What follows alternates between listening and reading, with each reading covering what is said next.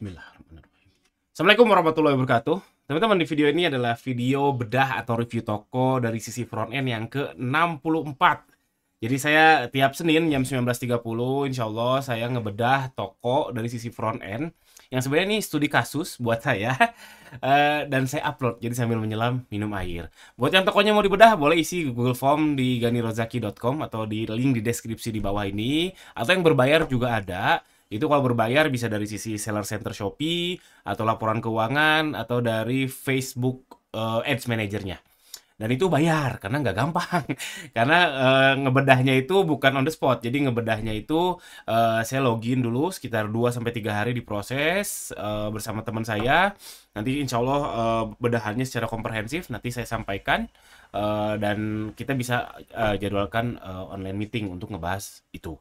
Dan insya Allah mudah-mudahan komprehensif, alhamdulillah. Yang sudah-sudah ya insya Allah puas sih, insya Allah. Jadi kalau yang mau dibedah berbayar silahkan cek di ganirozaki.com. Ya kalau yang ini gratis, soalnya gampang sisi front end. Jadi saya cuma ngemeng-ngemeng doang, lihat-lihat doang dan seterusnya. Dan yang mau saya review adalah toko L3 Kids, namanya L3 Kids. Dia jualan baju anak. Yang menarik dari beliau ini adalah komentarnya nih, panjang. Kita bacain ya komentarnya sambil saya komentarin balik. Dalam ini komentarnya kalau semua udah lama nih. Dia inputnya udah udah dari bulan Maret kalau nggak salah. Baru saya review sekarang, makanya saya juga ini juga acak saya pilihnya. Kadang juga saya nggak review yang ngisi Google Form. Ya suka-suka saya aja lah. Ya mudah-mudahan ada manfaatnya buat teman-teman. Kita studi kasus bareng.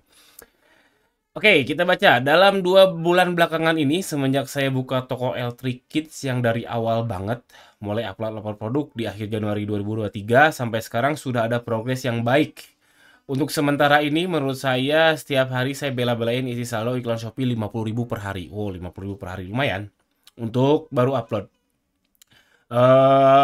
Ini Januari 2023 ya, padahal tokonya kalau kita lihat di Shopee-nya ini udah 3 tahun lalu, berarti baru aktif lagi. Baru aktif lagi nih 3 tahun lalu, tapi Januari 2023 mulai upload. Lalu hampir tiap hari saya isi rutin 50.000, lumayan lah untuk toko baru. Berani keluar iklan 50.000 sehari, lumayan. Saya tidak isi lagi langsung banyak karena supaya tidak langsung habis di jam-jam kurang tepat dan gak terlalu cepat habisnya. Oh, oke. Ya, kayak gitu bisa. Jadi ada mazhab yang ngiklan di jam-jam tertentu. Ada yang nge-tackle-nya kayak gini dengan cara apa? Ngisi saldonya pas di jam tertentu aja. Ada juga yang on off manual. Ada juga budgetnya dibatasi 2.500 dulu misalkan, di jam tertentu naikin jadi 5.000 dan seterusnya. Itu juga ada. Itu metode yang menurut saya bagus karena karena kan kita punya data ya. Kita punya data laku itu di jam berapa aja. Ya logisnya kita hanya ngiklan di jam laku. Ya jam gak laku ya nggak usah ngiklan. Logisnya gitu. Tapi jujur aja capek karena harus manual satu-satu per jam-jamnya. Nah, waktu itu juga saya pernah ditawarin teman mau bikinin engine tuh apa ya, kayak tools dari extensionnya Chrome untuk otomasi iklan Shopee. Oh, keren juga, saya bilang itu bagus. Kalau di Facebook kan ada ya, kita bisa bikin automated rules namanya. Kalau di Shopee belum ada. Nah, kalau ada di sini yang penggiat startup mau bikin automated rules untuk Shopee, boleh. Menurut saya bagus. Nggak tahu nih kabar terakhir dari teman saya tersebut. Jadi atau enggak bikin produk tersebut, si engine tersebut nggak tahu. Ini bagus. Lalu masalahnya kan masalahnya kan toko saya masih baru Kak, dan saya masih pasang harga margin tipis banget. Malah ada yang sama dengan HPP dan bahkan ada yang di bawah HPP, tujuannya promo bakar uang. Udah nggak berhasil, saya katakan udah nggak berhasil. Promo bakar uang, jual murah banget sekarang di Shopee udah nggak berhasil. Jadi kalau mau jual murah yang logis. Dan kalau saya tidak isi saldo iklan Shopee, tidak ada orderan sama sekali. Kalau isi saldo pasti ada order, tapi kalau dihitung-hitung masih belum untung dan masih rugi di iklan. Oke. Sekedar info, dari saldo 50.000 per hari, hasilnya adalah setiap hari paling sedikit rata-rata 2-3 paket per harinya. Kalau pas lagi hoki bisa 11 paket, tapi itu jarang dan cuma terjadi 1 kali sampai awal buka. Oke. Tapi kalau nggak isi saldo iklan, hampir pasti 0 penjualannya. Pertanyaannya, gimana ya Kak supaya saya bisa mulai profit? Saya masih ragu naikin harganya, takut pembeli pada kabur. Dan kapan saya harus bakar uang terus Kak? Dan apakah langkah yang saya ambil di awal boleh berarti sudah tepat? Saya ingat Kak Gani bilang kalau toko rugi dulu untuk cari rating toko. Ya, sebenarnya rugi dulu tuh bukan hanya di nyari rating toko ya. Di semua produk tuh gitu ada namanya eh product cycle. Jadi ada lembah dulu, memang rugi dulu. Entah itu ruginya di marketing, ruginya di R&D, ruginya di free sample, itu semua wajar. Itu di bisnis itu ketika kita launching produk baru, memang umumnya rugi dulu. Kalau langsung untung ada, cuman nggak umum. Umumnya tuh rugi dulu. Sekali lagi, entah ruginya di R&D karena ngemodal dulu kan, ngemodal dulu untuk bikin produknya, atau di marketing atau di free sample dan seterusnya. Jadi ini wajar yang dilakukan seperti itu, dan pertanyaannya kapan harus naikin harga? Nah, ini memang pertanyaan yang nggak gampang ya. Kalau di Shopee saya punya punya best practice angka sendiri. Kalau sudah 100 bintang saatnya nyari profit. Itu angka saya. Saya sudah bahas di video yang mana saya juga lupa. Teman-teman coba cari aja sendiri angkanya teman-teman.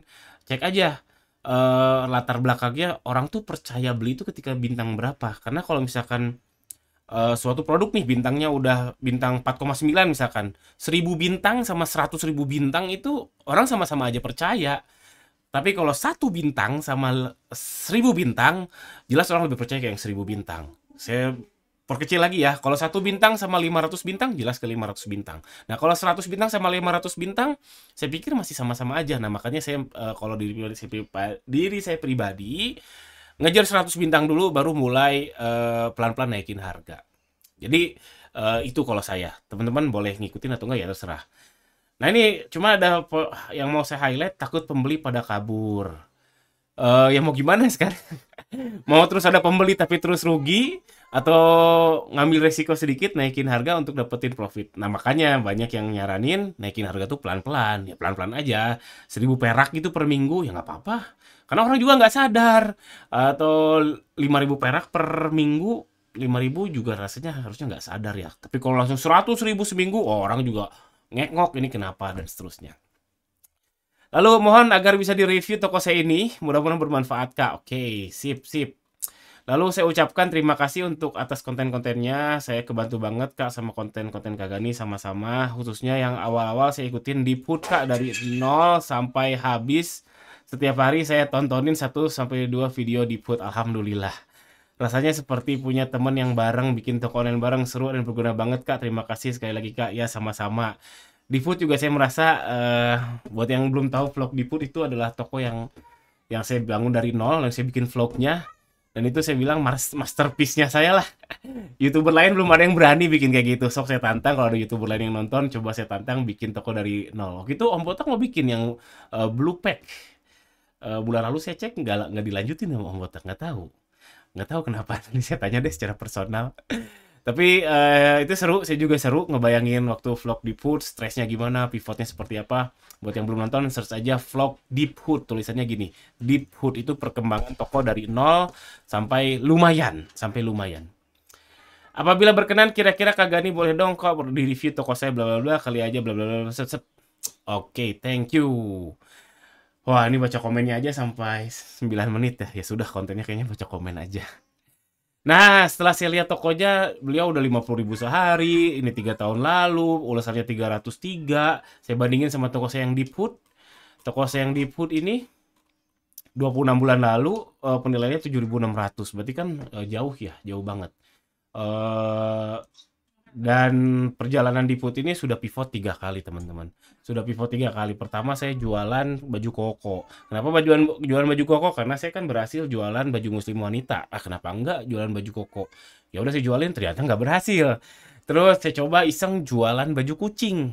Awalnya berhasil, bakar uang, terus tuh penalti, boom, hancur lebur, susah banget naikin lagi. Dan sekarang udah pivot lagi. Sekarang pivot lagi jadi jualan bantal. Kami fokus ke bantal-bantalan aja yang empuk-empukan. Ada baju kucing masih ada, yang bestseller masih ada. Ini sampai 6.500 terjual nih ketika jaya-jayanya, tapi sekarang lagi fokus ke jualan bantal. Nah, makanya saya mau komentar ke toko L3 Kids ini. Lihat nih, tokonya bagus. Udah berani ngiklan 50.000 perak. Fotonya bagus nih ya, visualnya. Ya saya selera saya suka aja yang clean-clean kayak gini daripada yang terlalu banyak ornamen sana sini. Saya lebih suka yang dual tone kayak gini. Terus kalau judul, no comment lah soal judul. Pasti orangnya sudah nontonin Deepwood, pasti sering juga nontonin video yang lain, video YouTuber yang lain, pasti pasti inilah, pasti soal judul sudah hatam lah. Cuman yang saya heran ini sudah Star Plus, cuman penilaiannya rendah sekali ya 303. Kalau memang misalkan nggak profit dan adem ayam aja 3 tahun cuma gini-gini aja, ya saran saya adalah ya berani pivot, mau apa lagi? Mau apa lagi? Wallsaatnya baru 300 dalam 3 tahun, terus nggak ada untungnya juga kalau menurut keterangan di bulan Maret ini ya. Ya sudah, selesai pivot. Apalagi sekarang ada exodus seller. Exodus tuh ada migrasi besar-besaran seller TikTok ke Shopee. Yang dimana fashion adalah yang kategori yang barrier to entry-nya sangat rendah. Pasti banyak nih membludak ke Shopee. Makin berat persaingan. Makin berat persaingan buat jualan baju anak seperti ini. Belum lagi ini unique selling point-nya adalah ke murah juga ini. Unique selling point-nya apa ya? Nah ini juga saya agak kebingungan. Unique selling point-nya apa? Apakah ke murah? Apakah ke desain yang bagus? Apakah ke produk yang premium atau apa juga masih tanda tanya. Tapi menurut saya sudah saatnya untuk pivot. Sudah cukup untuk data sudah cukup alasannya untuk Anda pivot, saran saya ya. Mohon maaf ya, kalau Anda nggak setuju ya nggak apa-apa, toh toko-toko Anda ya pivotnya ke apa kek, ya nggak harus ke fashion. Gitu aja. Saya cuma nyuruh orang lain pivot atau banting setir. Ya karena sudah terbukti 3 tahun, ya 1 tahun lah ulasannya cuma 300, sedangkan beberapa minggu lalu saya review toko jualan TWS baru 6 bulan ulasannya udah 17.000, luar biasa. Wow. Dan pivot itu nggak ada salahnya teman-teman. Kalau teman-teman banting setir tuh nggak ada salahnya sama sekali. Dan sangat wajar di bisnis. Jangan gengsi. Jangan gengsi, karena udah beli konveksi, udah beli mesin jahit misalkan, udah beli kain banyak, terus tiba-tiba banting setir. Jangan gengsi. Itu aja. Mohon maaf kalau misalkan konten ini jadi tidak sesuai harapan karena ujungnya adalah nyuruh nyuruh jualan produk yang lain. Tapi ya begitulah, inilah studi kasus. Mudah-mudahan ada manfaatnya buat yang punya toko dan yang nonton. Jangan lupa subscribe. Buat yang mau dibedah, sekali lagi cek di ganirozaki.com, isi Google Form-nya, atau yang mau bayar juga ada, cek di ganirozaki.com. Sekian. Assalamualaikum warahmatullahi wabarakatuh.